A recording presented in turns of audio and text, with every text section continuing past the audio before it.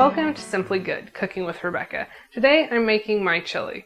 My chili is a little bit different. It doesn't have very much meat, but it has lots of beans. It's made out of ingredients that I almost always have on hand, and it comes together quickly for a nice homemade dinner. I'm going to start by chopping my onion.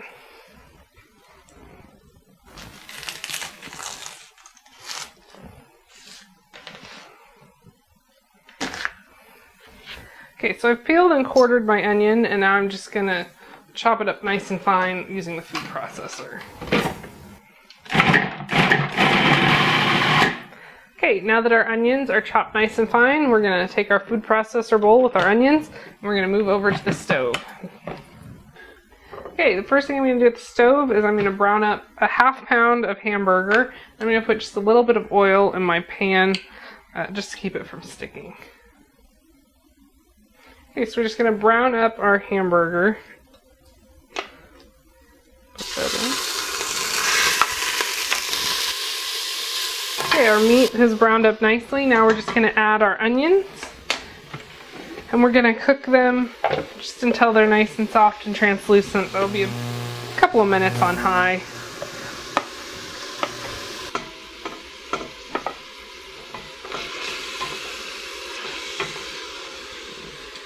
Okay, our onions have cooked down. First, I'm going to add 1 can of beef broth. I find that this just kind of makes it have a slower cooked flavor, even though it comes together really quickly. It just kind of tastes like it's been cooking all day.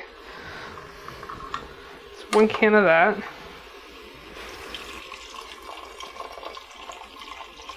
Okay, so I've added my beef broth. Now I'm going to add 1 can of petite diced tomatoes to that. And then we're going to add beans. I'm using 2 cans of chili beans. These are just pinto beans with garlic and onion and some red pepper. I'm going to add them with their juice. Okay, so I've added my chili beans and turned my heat down to medium so that the beans don't stick and burn on the bottom of my pot. Next, I'm going to be adding 4 cans of kidney beans. I've strained these already. If you put all the liquid in, it's pretty soupy chili. So I've strained all my kidney beans. And you can use any kind of bean that you have. Kidney beans were on sale today. That's why I'm using them. And they add a nice color to your chili. I don't always use canned beans. I prefer to use dried beans. They're a lot cheaper. And I just cook up a big batch and then freeze them in can-sized portions. And you can add them just straight from the freezer into your dish, and they work just like canned beans. Okay, so all my beans have been added. The only thing I have left to add is my seasonings. I like to use oregano, garlic powder, paprika, and cayenne, along with black pepper and a little bit of salt. I just use just a pinch of salt. I find the canned beans have plenty. If you're using dried beans, you'll want to remember that you will need to add more salt than you normally would because there's no salt in the beans.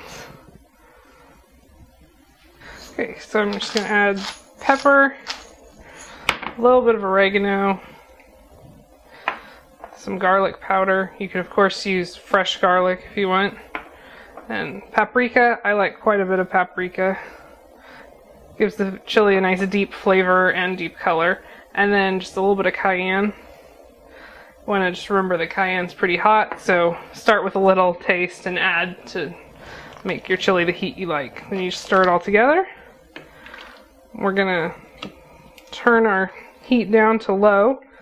My chili had come to a boil. If yours hasn't, let that come to a boil and then turn it down to low or medium low for a simmer. And you're just gonna let that simmer for anywhere from 20 minutes to several hours, depending on when you want to serve it.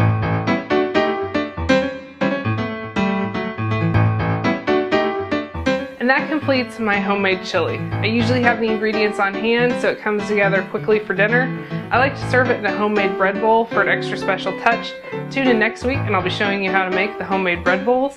Even if you decide to serve it in a regular bowl, it's simply good.